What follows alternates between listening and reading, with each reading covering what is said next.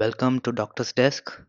Today we are going to see two main topics in ICU, which is cardiogenic shock and pulmonary edema, two emergencies that define critical care cardiology.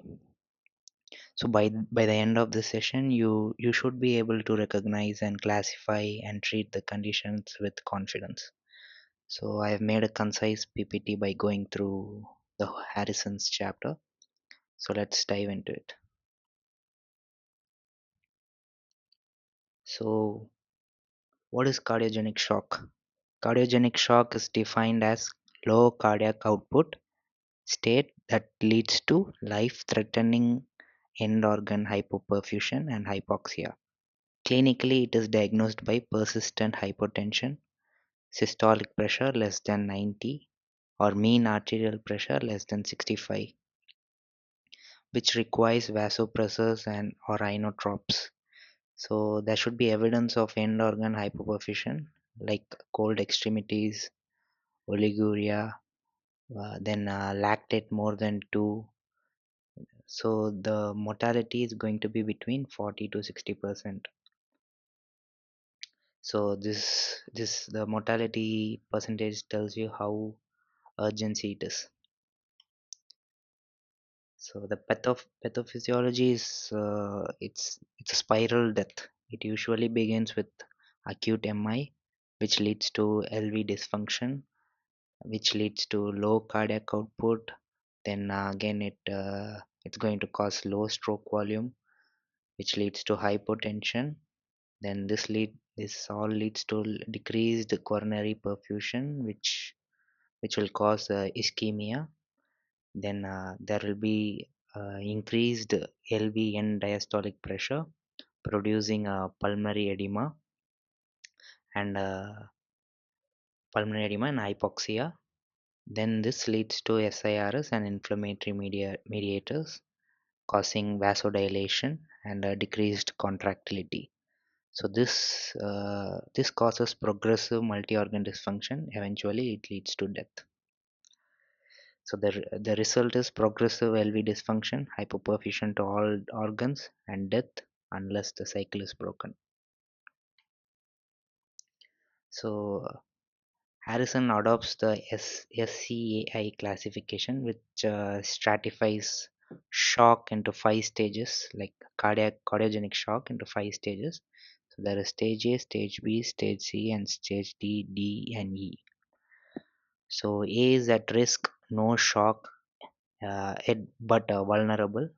So B is beginning of cardiogenic shock, where hypotension or tachycardia, but no hypoperfusion.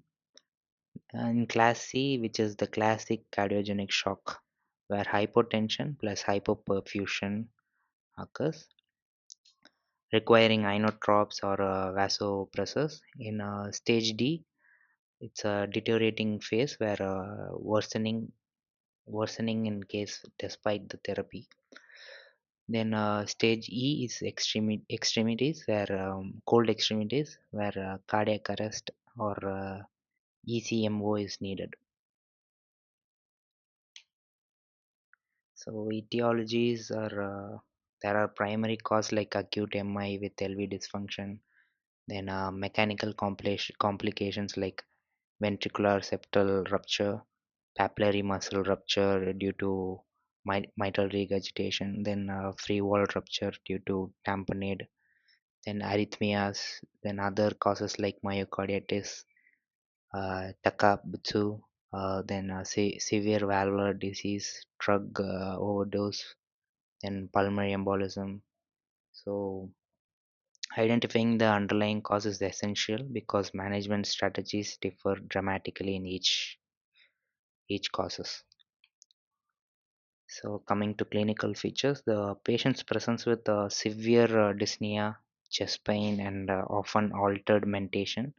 On exam, they appear pale, diaphoretic, then hypotensive, tachycardic with cold extremities. Then if you see the jugular venous pressure, it will be elevated and reals will be heard through lung auscultation. ECG will be showing infraction or arrhythmias. And echocardiography is most valuable bedside tool, identifying the LV dysfunction, tamponade, or mitral regurgitation, and other valvular diseases. Then chest X-ray will show pulmonary edema, which where you can see the classical sign like bat wing appearance. Then ABG shows the hypoxemia and metabolic acidosis, where you can see lactate is elevated. In short, this is the clinical diagnosis, but echo at bedside is the key. So the Harrison describes the hemodynamic patterns that differentiate causes in cardiogenic shock with pulmonary edema. Right atrial pressure and wedge pressure are elevated, and cardiac index is low, and systemic vascular resistance is high. In tamponade or pulmonary embolism, you can see wedge pressure may be normal. Then so technically the hemodynamic monitoring helps tailor. It can help the therapy, but the diagnosis usually clear from echo and clinical context. So management begins with general stabilization, ensure oxygenation, and intubate if pulmonary edema is severe. So fluids should be given cautiously. Too much may cause congestion. For blood pressure support, norepinephrine is the vasopressor of choice. Then, if cardiac output is low, add douthamine as inotrope of choice. Then, milrinone may be considered in patients on beta blockers. Then, correct hypoxemia, acidosis, electrolytes. So, avoid excessive catecholamines, which increase myocardial oxygen demand and do not worsen the ischemia. So, the definitive therapy is revascularization. So Harrison is very clear that the only therapy proven to improve the survival is early revascularization. In acute MI related to shock, PCI is the treatment of choice. CABG is required for multivessel disease or mechanical complications. Multivessel means involving two or more vessels. For in that cases, you might need a CABG. So every minute of delay costs myocardium. So stabilize the patient, but rush to the cath lab, and so the survival rate can increase. Then mechanical circulatory support. When drugs are not enough, we escalate to mechanical support. Intra-aortic balloon pump once it was a standard, but there was no survival benefit in the trial. So impeller and tandem heart unload the LV, providing short-term support. So veno then they found the veno arterial ECMO supports both heart and lungs. If you want to know about the ECMO, you can check out my previous video, which buys time as a bridge to recovery, transplant, or decision making. So these therapies are resource intensive but life saving in extremes.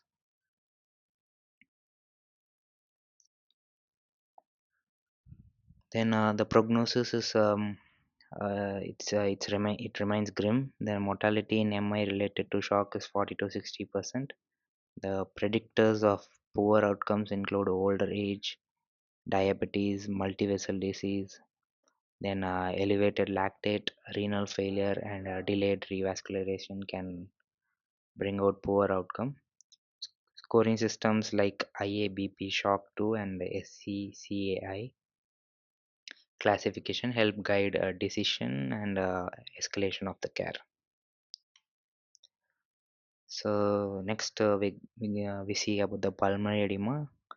It is the direct result of LV failure. As LV end diastolic pressure rises, there will be seeing hydrostatic pressure, which forces the plasma into alveoli. So the gas exchange fails, leading to hypoxemia. Then there will be severe dyspnea and respiratory distress. So clinically, patients may present with severe shortness of breath, then orthopnea or paroxysmal nocturnal dyspnea. They may cough up like pink frothy sputum. That is the most classical classical sputum you can see in pulmonary edema. Then hypoxemia is prominent. Initially, blood pressure may be high due to sympathetic drive, but as the shock progresses, hypotension develops. Then in auscultation, you can hear crackles and wheeze. In treatment is aimed at oxygenation and preload reduction. Start with oxygenation therapy, then with a non-invasive ventilation with a CPAP or BiPAP, which improves oxygenation and reduces the preload. IV loop diuretics are the mainstay of treatment. So if blood pressure allows, nitrates reduce and preload and improve the symptoms. Morphine is valuable. It relieves anxiety, decreases the sympathetic drive, and reduces the preload. So in advanced measurements, like in refractory pulmonary edema, ultrafiltration can be mechanically removed by excess fluid.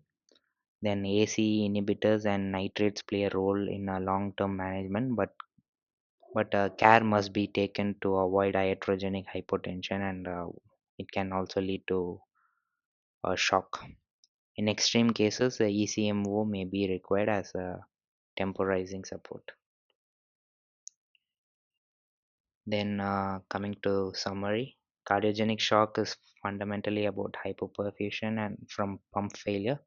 Pulmonary edema is about respiratory compromise from elevated LV filling pressures. In acute MI, both often coexist, one worsens the other. Then most common causes MI. Stabilization requires oxygen, cautious fluids, norepinephrine, dobutamine, and the definitive therapy, as I told, it is PCI, or if multi-vessel disease occurs, CABG is done. Then in refractory cases, mechanical circulatory support is used. Then pulmonary edema is caused by elevated LV filling pressures. Management includes oxygen, non-invasive ventilation, diuretics, nitrates, and morphines. In refractory cases, you may need ultrafiltration or ECMO. Then so the prognosis depends on the underlying cause. Often it's due to acute MI. So the early recognition, rapid stabilization, and immediate definitive therapy can increase the survival rate. So thank you for watching, and don't forget to subscribe for more clinical learning.